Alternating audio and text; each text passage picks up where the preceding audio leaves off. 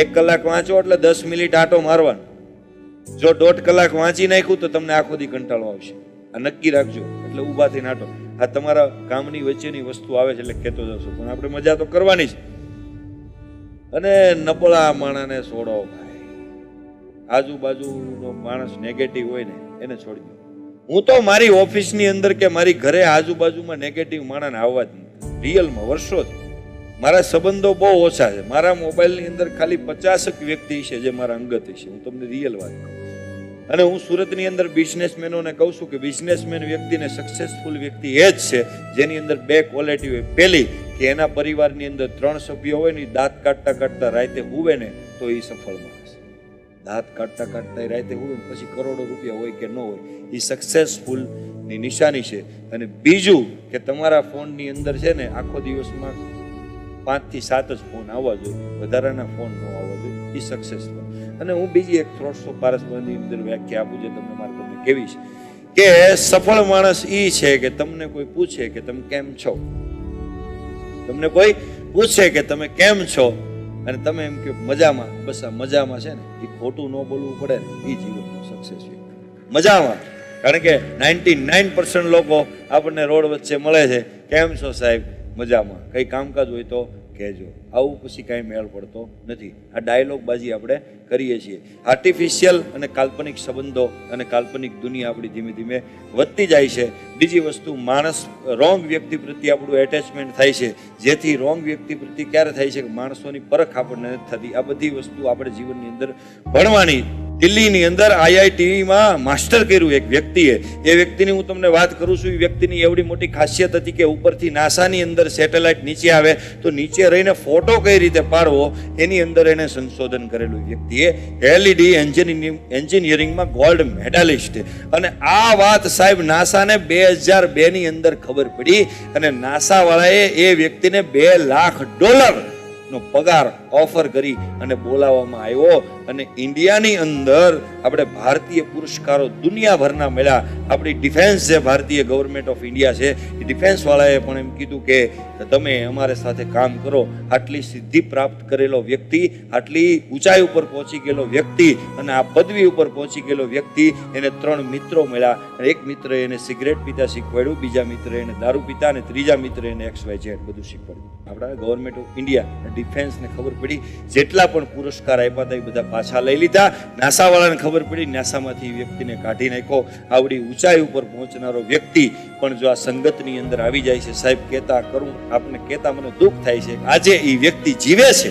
આજે એ વ્યક્તિ જીવે છે અમદાવાદની અંદર ગોમતીપુરામાં 15,000 ની નોકરી કરે છે. નેગેટિવિટી ન જોઈએ. આર્થિક નુકસાની ચાલે, માનસિક નુકસાની નહીં ચાલે. હું પરીક્ષામાં નાપાસ થાવ તો ચાલશે, પણ મારા અંદરથી હું ક્યારેય નાપાસ નહીં થાવ. કારણ કે જીવન અહીંયા પૂરું નથી થતું. નેગેટિવિટી સાહેબ નહીં, નબળો માણસની નબળી સંગતની જીવનની અંદર આ બહુ મોટો ભાગ ભજવે છે. અને તમને ખબર ન હોય ને સાહેબ, તમને ખબર ન હોય એવી રીતના ભાગ ભજવી જાય. તમને ખબર ન હોય, તમારી આજુબાજુમાં માહોલ આવે ને તમને ખ્યાલ ન આવે ને જીવનની અંદર તમે યુવાનો છો, તમારું લોહી ગરમ છે, તમે ધારો તે કરી શકો છો. તમારા શબ્દની ઇજ્જત તમે પોતે જ્યાં સુધી નહીં કરો ત્યાં સુધી આ ગામ નહીં કરે.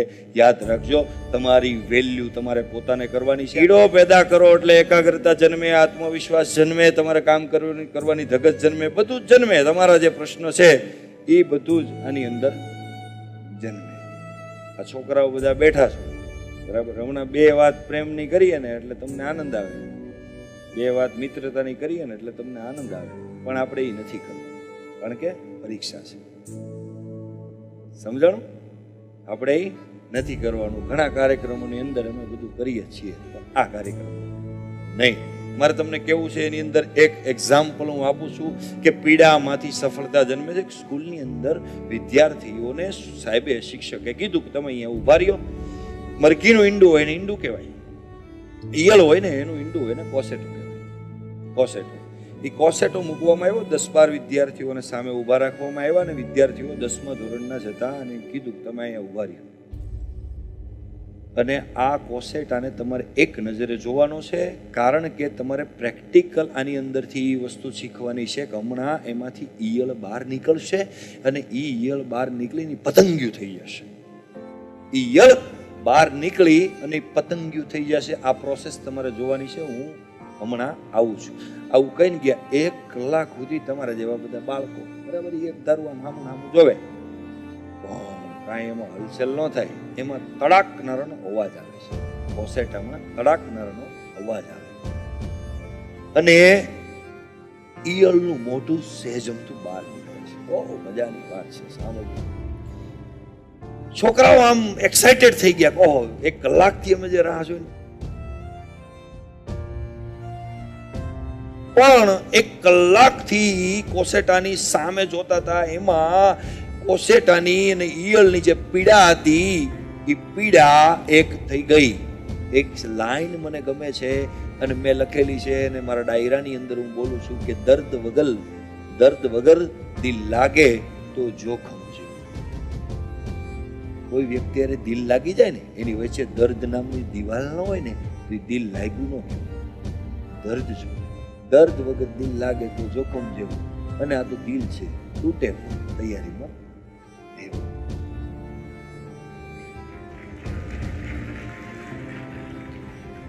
તમને કોઈ પ્રત્યે પ્રેમ થાય ને ત્યારે પેલા પીડા થાય. છોકરાને એ વ્યક્તિ પ્રત્યે આમ કોસેટા પ્રત્યે અને ઈયળ પ્રત્યે આમ કનેક્શન જ એટલું બધું જોરદાર થઈ ગયું કે ઈયળને જે પીડા થતી હતી છોકરાને થવા માંડી.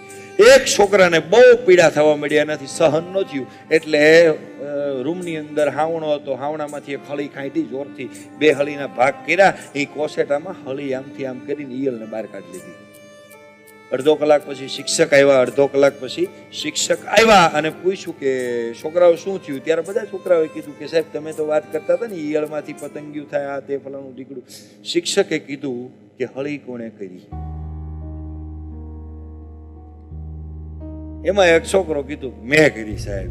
ત્યારે સાહેબે બહુ મસ્ત જવાબ દીધો તો કે ઈ કોસેટામાંથી ઈયળ બહાર નીકળે ને ઈયળમાંથી પતંગિયું ત્યારે થાય કે જ્યારે ઈ કોસેટામાંથી ઈયળ બહાર નીકળતી હોય ને ત્યારે ભયંકર રીતે એને પીડા થાય ને ત્યારે એ બહાર નીકળીને પતંગિયું થઈને ઉડે છે.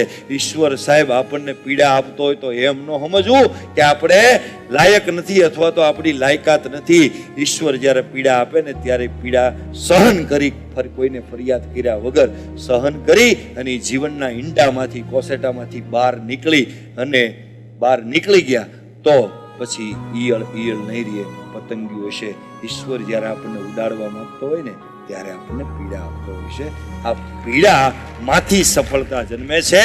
એમનેમ સફળતા નથી મળતી ભાઈ, એમનેમ નથી મળતી. તમને એમ લાગે 1 કલાક બોલવા માટે, તમારી સામે બોલવા માટે, આટલું બોલવા માટે 10 વર્ષની પ્રેક્ટિસ હોય ત્યારે કલાક બોલાય.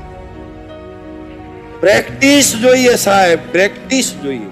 એમનેમ નથી થતી સાહેબ, એમનેમ નથી મળતું. શોર્ટકટમાં નક્કી રાખજો, નાપાસ થાવ તો મંજૂર છે પણ ચોરી નથી કરવાની. આવું નક્કી રાખજો. એનું કારણ છે ચોરી કરશો તો તમે કદાચ આની અંદર પાસ થઈ જાઓ, પણ ચોરી કરવાનો ગુણ તમારામાં ઘૂસી જાય. કદાચ તમે પાસ થઈ, ચોરી કરી અને પાસ થઈ અને બહુ મોટા અધિકારી બનો કે બહુ મોટી પોસ્ટ ઉપર જશો તો આખા ગામને ખબર છે તમે સક્સેસ છો, પણ તમને એકને તો ખબર છે કે અમે પાછલા દરવાજેથી એન્ટ્રી મારી છે. તમને એકને તો ખબર છે ને તમારી નજરમાં તમે ચોરને ચોર જ રહ્યો. આ નક્કી રાખજો સાહેબ. તમારી નજરની અંદર હીરો બની જાવ ને દુનિયા ભલે ચોર કે. તમે હીરો તમારી નજરમાં બની જાવ, દુનિયા ભલે ગમે. ચોરી નથી કરવાની, આ નક્કી રાખજો. એકવાર સાહેબ આ કાર્યક્રમ તમને ભેગા કરીને સ્કૂલની જે મેનેજમેન્ટ ટીમ છે, વિદ્યાગુરુ સાયન્સ અમરેલીના તમામ શિક્ષકો, મેનેજમેન્ટ, પ્રિન્સિપલ ટીમ અને તમામ લોકોને એકવાર જોરદાર મળ્યું સાહેબ. આટલું મોટું અને આની અંદર જે સહયોગી બન્યા હોય એ તમામ સ્પોન્સરોને પણ જોરદાર તાળીઓ દીધો. મારા સપના હું પૂરા કરીશ. એ સપના પૂરા કરવા માટે મારે મારી ગર્લફ્રેન્ડ છોડવી પડે તોય છોડીશ. બોલો નહીં બોલો? દુનિયા જાય તેલ લેવા, બાકી હાણે ન મૂકું. દોઢ કલાક 2 કલાક છોકરા વાતું કરે, શું વાતું કરતા છે ભગવાન જાણે. મને તો કોઈક મેસેજ કરે ને ડાયરેક્ટ, એટલે મારો તો મગજ જાય. મને ક્યાં મેસેજ ઉપર મગજ જાય? કહું, સર તમે જમી લીધું? એટલે ભાઈ રોજ ખાવ છું 2 ટાઈમ. સાલું આપણે ગજબ છે. વાત કરવાનો કોઈ ટોપિક ન હોય એટલે જે એસકેથી તો વાત ચાલુ થાય, જાણે કેમ કૃષ્ણ ભગવાનના બહુ મોટા ભગત હોય. આ રિયાલિટી છે, હોય તો વગાડો તાળીઓ. ઉંમર છે પણ નોટિસ રાખજો, જીવનનો સમય ખરાબ ન થાય.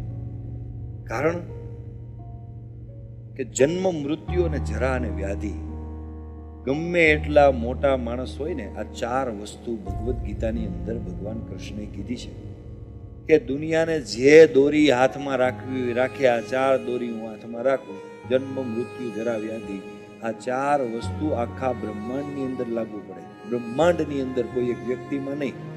જન્મવું આપણા હાથમાં નથી, મરવું આપણા હાથમાં નથી. જરા એટલે ઉંમર. કોઈ વ્યક્તિ એમ કે ભાઈ મારી પાસે 500 કરોડ રૂપિયા છે, હું 100 કરોડ રૂપિયા આપું, 35 વર્ષની ઉંમર છે, એ 30ની થઈ જાય તો ન થાય. 35ની 36 થાય, 36ની 37 થાય. તમે જો વિચાર કરો. સમય હાથમાં નથી. વ્યાધિ, ઉપાધિ, દવાખાનું, આ તે ફલાણું રીગડું, આપણે એ સબ્જેક્ટમાં નથી જવાનું, પણ મારા સપના હું પૂરા કરીશ, આપણે એ વાત છે.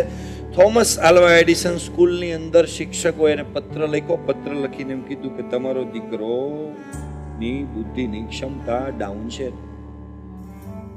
આવી એક ચિઠ્ઠી આપી. થોમસને કીધું તારા મમ્મીને ચિઠ્ઠી આપી. એ વ્યક્તિની વાત કરું, દુનિયાના બહુ મોટા વૈજ્ઞાનિક થઈ ગયા છે. એ વ્યક્તિ નાનપણની અંદર ગાંડા હતા. નેગેટિવિટીની હું તમને જે વાત કરતો હતો, નાનપણની અંદર પાગલ હતા. પાગલ એવા હતા એ શિક્ષકો એને કાઢી મૂકવામાં આવે. શિક્ષકો ચિઠ્ઠી લઈ ગઈ, તમારો છોકરો છે ને મંદ બુદ્ધિનો છે, એટલે અમે તમારા છોકરાને સ્કૂલમાં નહીં રાખી શકીએ. એટલા માટે તમારા છોકરાની સાથે બીજા છોકરા રહેતા હોય તો એની સંગત પણ ખરાબ થાય, એની બુદ્ધિની કક્ષા ડાઉન થાય. એટલા માટે આવી ચિઠ્ઠી ટૂંકમાં લખીને ચિઠ્ઠી એના મધરને આપી. થોમસે એને મમ્મીએ ચિઠ્ઠી વાંચી અને ચિઠ્ઠી વાંચી થોમસ એની માને પૂછે છે